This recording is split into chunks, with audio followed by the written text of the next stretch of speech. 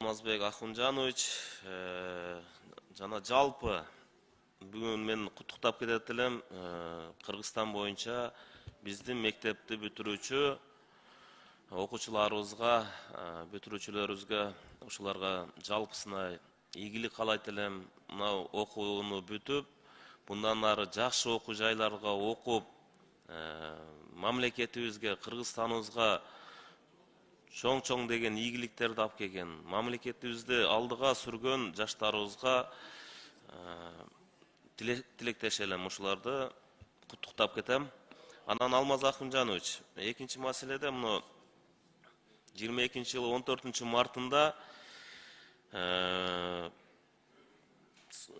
Жогорку Кеңештин социалдык саясат боюнча комитетинде билесиздер, мен телефонду сабак учурунда тыюу салуу маселесин көтөрүп, сизге ушу жерден тапшырма бергенмин. Ушуну көзөмөлдөө боюнча. Мына ушу маселе боюнча Алмаз Ахунжанович, сентябрда ушу сөзсүз түрдө ушуну ишке ашырыш керек.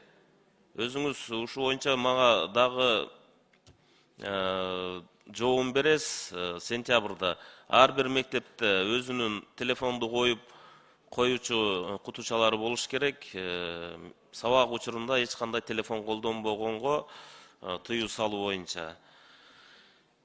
Ушуну көзөмөлгө алсаңыз, өзүңүз сентябрдан ишке ашыш керек деп айтат элем.